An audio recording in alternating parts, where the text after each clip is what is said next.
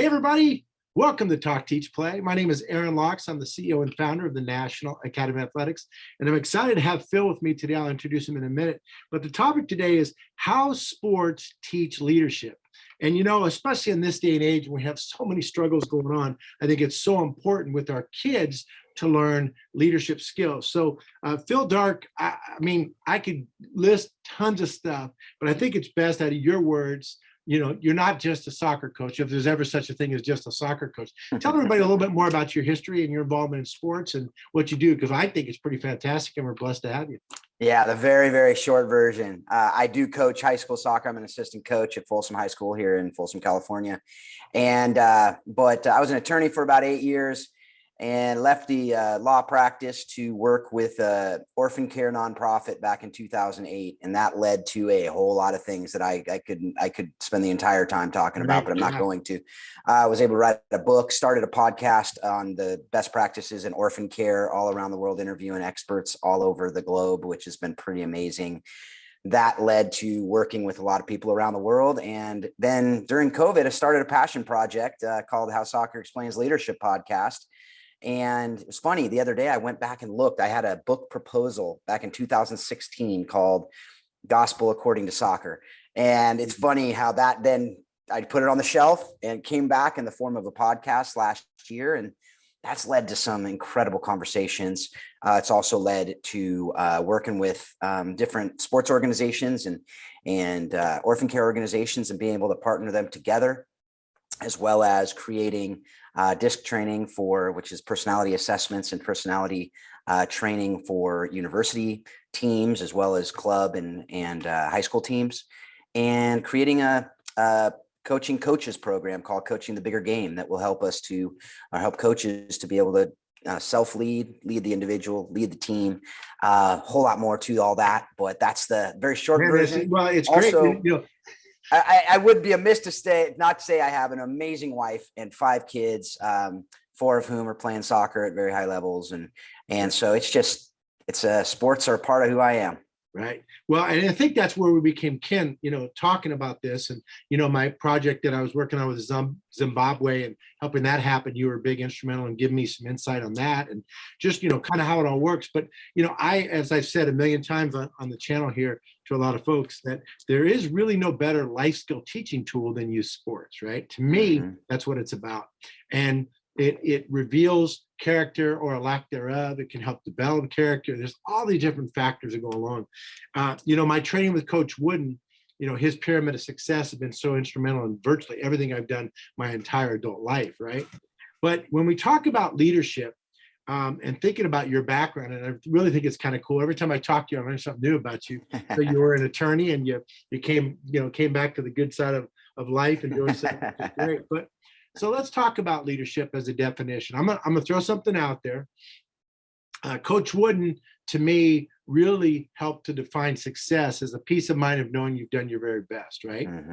And so that's kind of the top. And then he said that great coaches, leaders, parents, business owners, managers, whatever they are, presidents, right? They create positive change without causing resentment, right?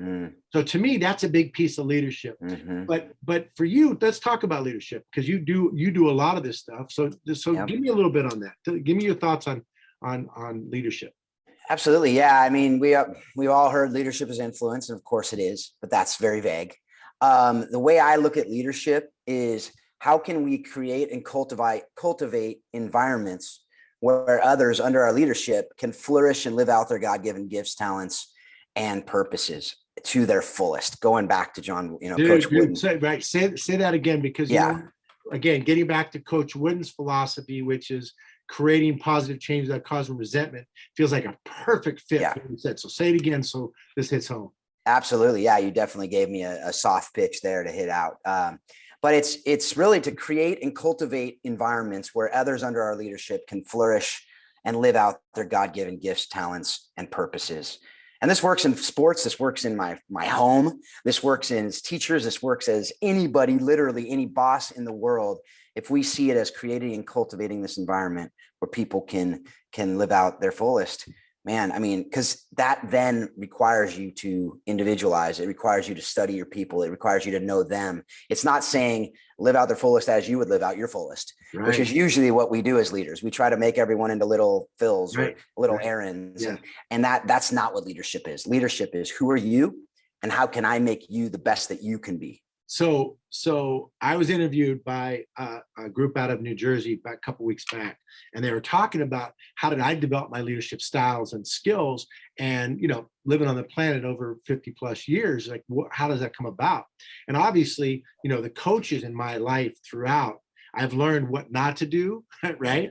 And what to do. Obviously, working with the best, the Pat Rileys and John Woodens and those guys helps a lot.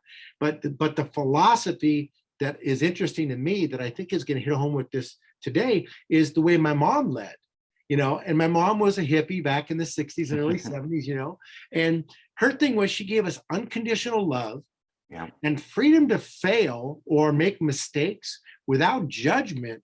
Don't get me wrong. She held us accountable to what we needed to do, but it was more giving us the freedom to go through it and say, it's okay. Like when I worked with Joe Montana, he talks about fail fast, fail forward, right? Yep. My mom never thought of anything as a failure, right? She's an artist, right? So it's not a failure. It's just a part of the journey, right? That's right. When you think about that. So when and two, with artists, sometimes the mistakes are what makes it special. Right. I mean, my daughter's an artist, and I look at it, and she purposely says I'm a messy artist, because that's how she actually, knowing her personality style, she needs perfection. So she needed to convince herself that messy art, and it's amazing. Yes. I mean, I say messy art, it's not like throwing stuff against the wall. It's just not a portrait, right? Exact portrait. And that's the beauty of it. That's what makes it amazing, is that it's not perfect. So helping people understand through leadership that it's really about not perfection, but progress. And like you said earlier, it's not progress to what I think it should be. It's progress to what they think it should be, right? That's not even what they think it should be. What we together as a leader, it's part of our job to help our people understand what the best is, given who they are and what their gifts and talents are, because we have different perspectives. We come from different backgrounds. I, as a coach, have seen a lot of soccer, a lot of players, a lot of kids in a 12-year-old kid or a 15-year-old kid or a 20-year-old kid hasn't seen as much.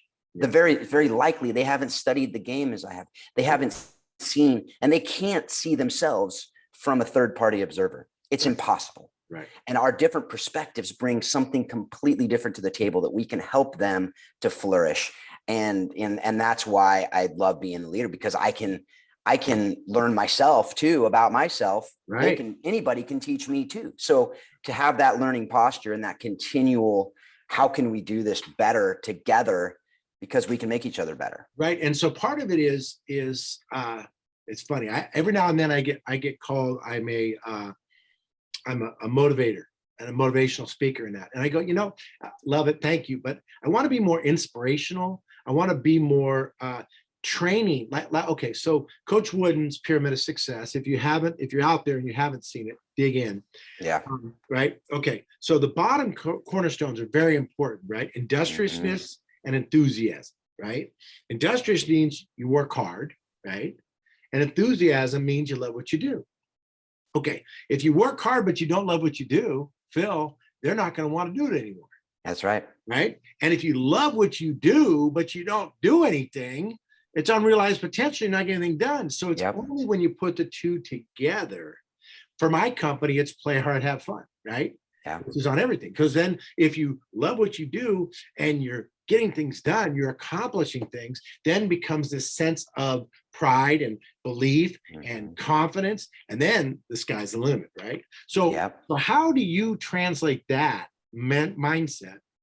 And now let's talk about it, how it fits into sports, right? We talk about competition, because it's funny. When I talk to people, a lot of times I do these parent chats, and as soon as I say competition, they go like this. It's like, well, no, hold on a second, right? Competition is actually a good thing. Yeah, right? yeah. Right? Yeah, absolutely. So let me go. Make it happen. Well, I mean, the thing about competition is it can bring out the best in us, and it can bring out the worst in us, right? And so it reveals our character. It teaches us perspective. right? And because when you win and lose, the perspective it teaches us is 20 minutes later, does it really matter? Right. Yeah. Except what you do with it, right? So with a win, how do you win well?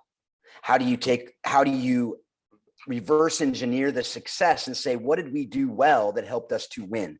How can we do that more? How can we, and we have a ton of mistakes we made in that game too.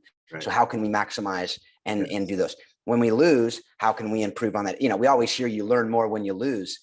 I don't think that's actually true. I just think we don't study it when we win.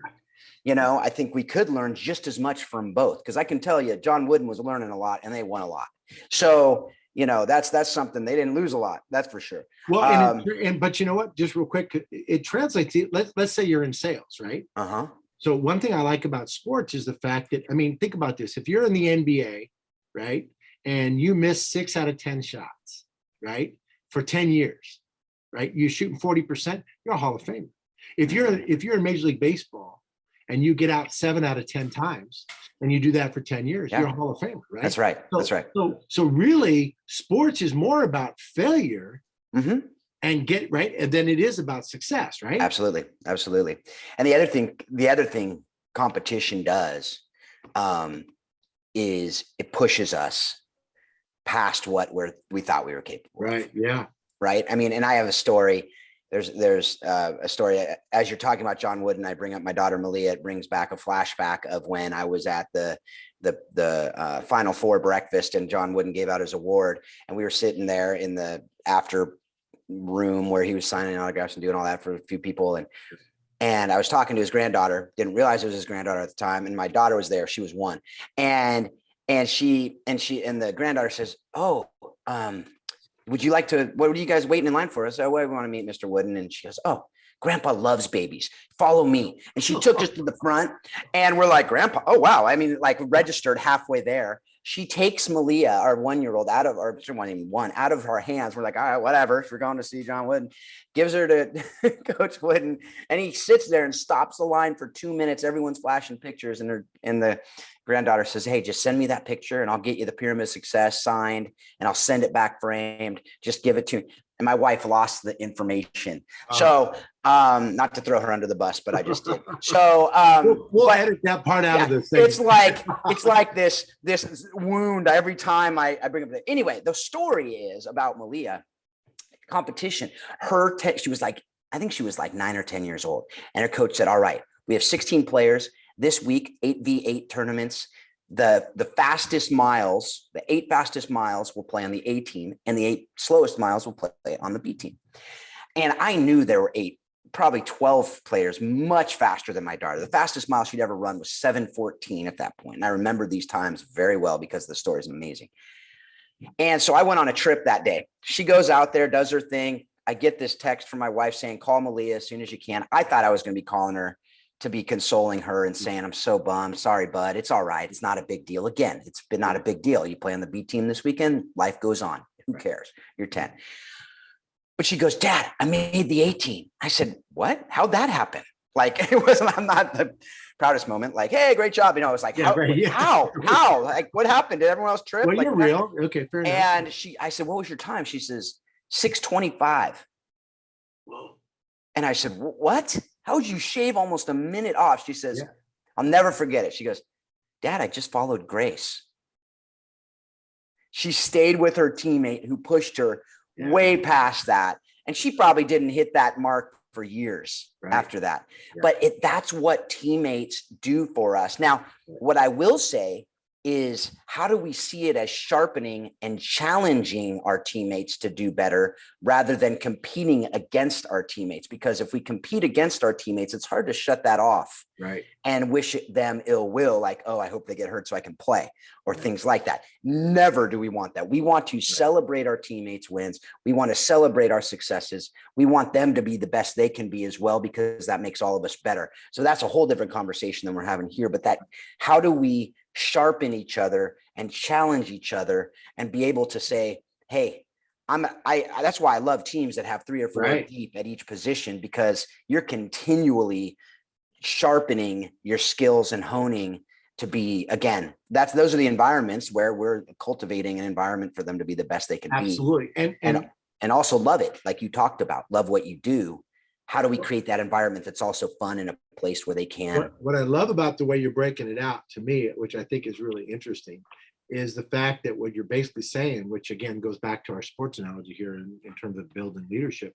So the coach really needs to create an environment that is challenging and competitive rather than, for lack of better words, coaching to the bottom, coach to the top, yet you got to kind of lead them going forward. You know, with your comment, it reminds me of Stephen Covey's 7 Habits, right, of effective leadership. And, you know, we can throw these out there, but being proactive, right? And there's others, like you just said there, you know, sharpening the saw, right?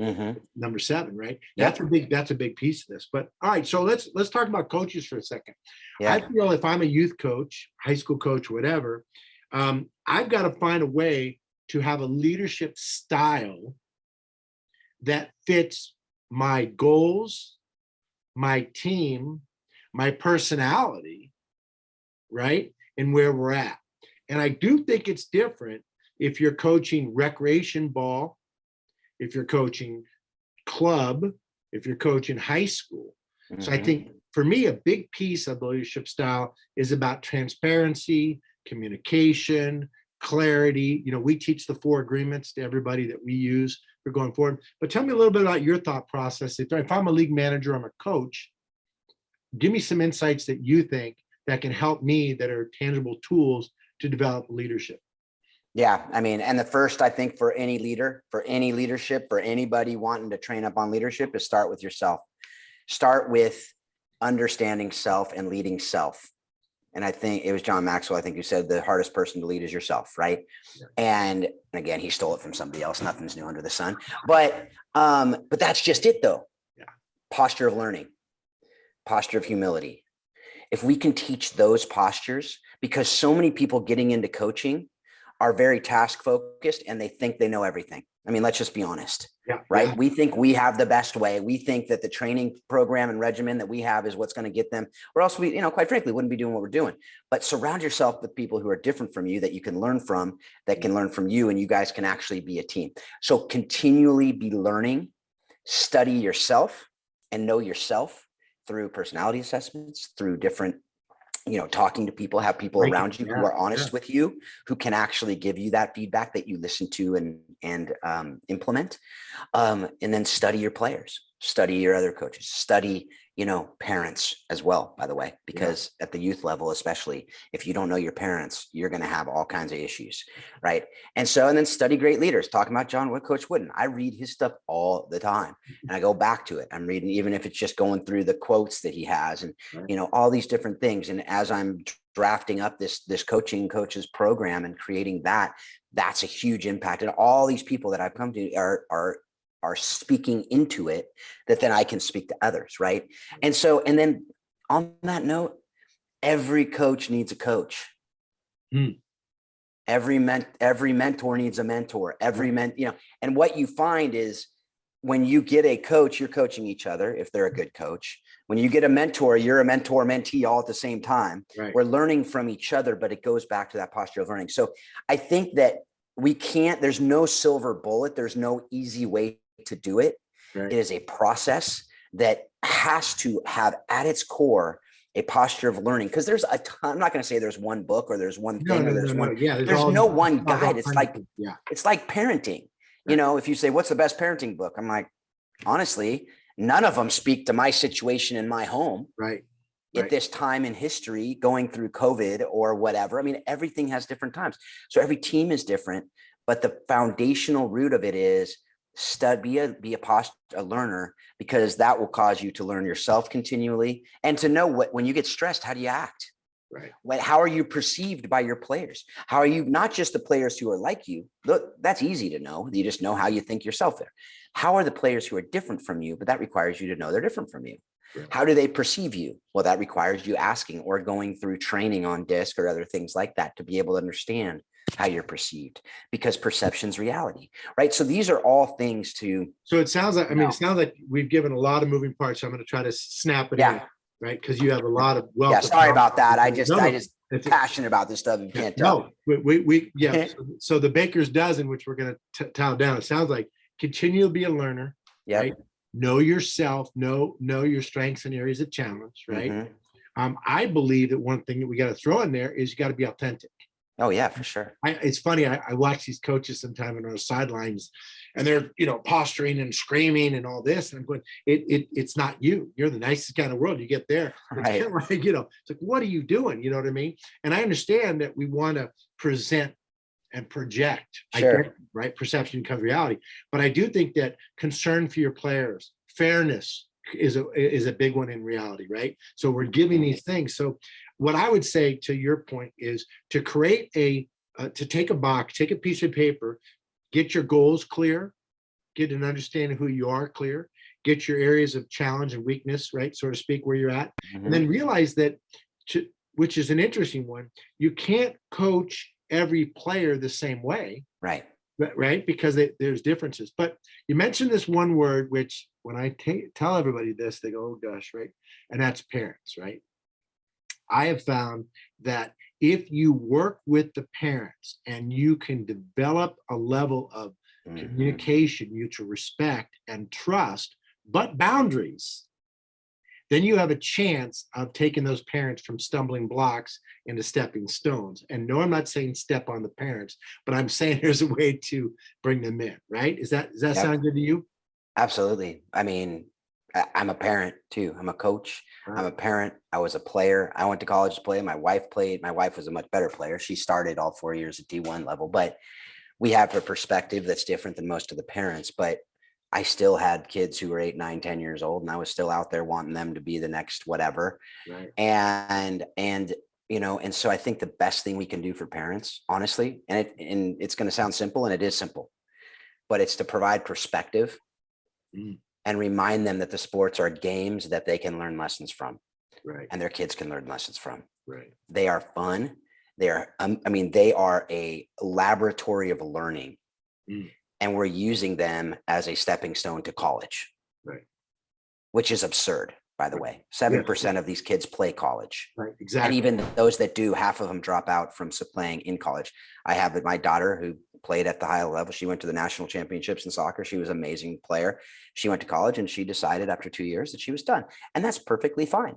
And that happens more often than not, quite frankly. And even if they played through college, they're done after that 99% of the time. So if that's what we're doing, I think we're ruining sport. I agree 100%. I agree. When that's, you know what, we're going to follow up on that at another time, because I think we definitely need to dig into that, because part of it is that as a parent, we cannot make our child's youth sports experience amazing, but you can absolutely screw it up for them. That's right. Right. In fact, I just did an episode, the one that just released today, for How Soccer Explains Leadership. It's called Rec Soccer, WRECK soccer. Oh, man. And Paul Jobson, who just stepped down from the Baylor University head coach. He's my co-host. We talked about it, about 20-minute episode, but we talked a lot about how we cannot wreck it. But the one thing I'll say to parents about the perspective, I mean, you hear this and it's not like sappy, because I'm a parent and I get really intense. I'm super passionate. I'm super competitive. And so is my wife. But at the end of the day, what can we do? We can love our kids. Yes. We can encourage them to be the best they can be in whatever they do. Now, we need to challenge them to be the best they can be in whatever they do. Right. But some of our kids aren't that good. Right.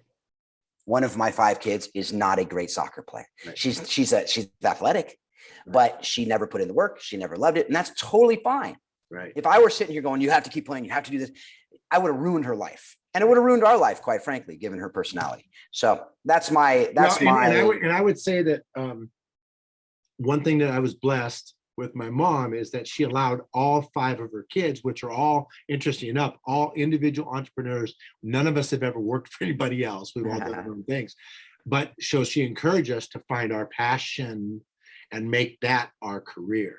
And that's a part of it. Then that's a good way to lead her. Okay. So look, I want to keep us on time, because I promise everybody we go from there. Man, I know how to find you, but the people that are going to come to talkteachplay.com or find us on social media, they're going to want to hear more from you. So how do they do that? Yeah, the couple websites that are the easiest: providenceworld.com, howsoccerexplainsleadership.com. And then just my email address if you want to connect. I'm on all social media. Phil Darke. Just if you search Phil Darke, it'll show up and you'll find me. It's pretty easy to find me. And that's Darke. Yes, Darke, PhilDarke.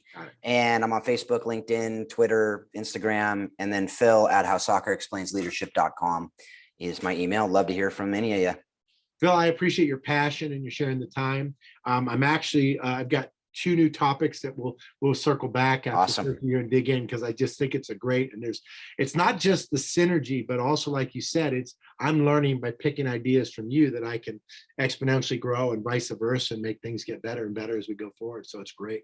Definitely. I want to get you on How Soccer Explains Leadership as well. Even, and I know you're not a soccer guy, but that's okay. My daughter, when my daughter became a player, I became a fan. Okay. I had a hard time appreciating it, but I do dig it a lot. I've got some really good friends that are involved with the game. All right. Well, this has been Talk, Teach, Play.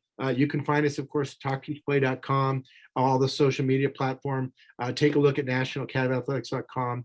I will tell you this, and it's probably the same for Phil. If you reach out to us, we got a lot going on. We promise we will get back to you. We love the questions. We love the engagement, the opportunity to work with you and to work with kids. And we're doing our best to help make kids' lives better through youth sports as part of the journey. And today's conversation was all about leadership. And hopefully you picked up some good things, as did I, that are going to help you not just lead on the court or field, but also in the classroom and in life. So appreciate your time.